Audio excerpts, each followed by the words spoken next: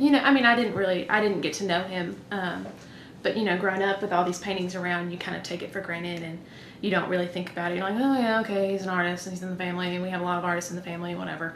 And then really until I started working on the project at the museum, I really didn't kind of appreciate how much there was in the family history. And you do all the research, and then you learn all the stuff, and you're like, oh, okay, well, that's kind of a big deal. I might need to be a little bit more interested in this. And so that was kind of my way of getting into it. And so now it's definitely a lot more present in my understanding of our family history. What I remember most, it was two things. One, if you do work, it's your name going on that work. Do the best you can do, regardless of what you're doing. The other thing was, be better than average. Don't be average. Do something that is going to set yourself apart from others, regardless of what it is. Now talk about a little bit about the different types of art he worked. He did a lot of portraits. So Right. did he express to you what he was looking for in terms of a portrait, or how he would approach the subject? Because it's a difficult It is. medium. The way he approached a portrait, when he first started studying art, he actually did cadaver dissections at Tulane at the med school to learn muscle, insert, bone structure. And he would work from the inside out, put down, if you're doing a portrait, you're going to put down the skull, and then the muscles, and then the skin, and the tissue, and the eyes. And his philosophy on portraiture was you wanted to capture a likeness of the person. You didn't want a photographic image. And he said, if you want a photographic image, take a picture.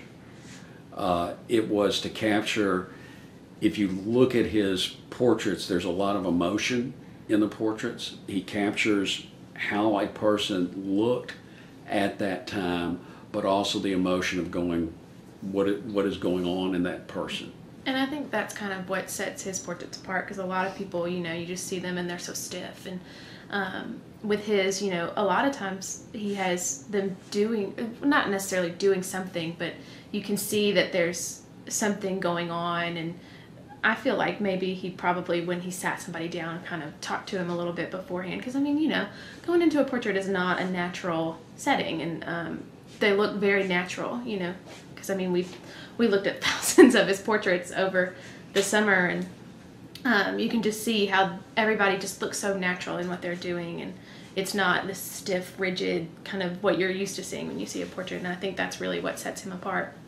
One of the portraits he loved to do the most were of old people because of the character. Mm-hmm. And to capture the love and what is going on with people. That's what I think he did with portrait.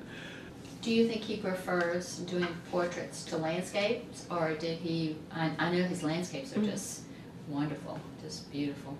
I don't think so. I think he enjoyed it all and excelled at it all. And it's rare that you see somebody that can excel at portraits and still excel at landscape.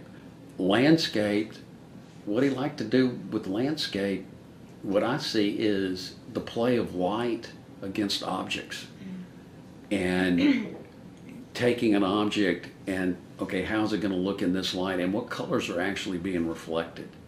I mean, yeah, he wanted to sell his work, he sold his work, he was a professional artist, but I don't think he ever really cared about that. That wasn't his personal reason. Mm-hmm. He painted because he liked to do it. He liked to do it. If he didn't do it, I don't think he would have gotten up out of bed.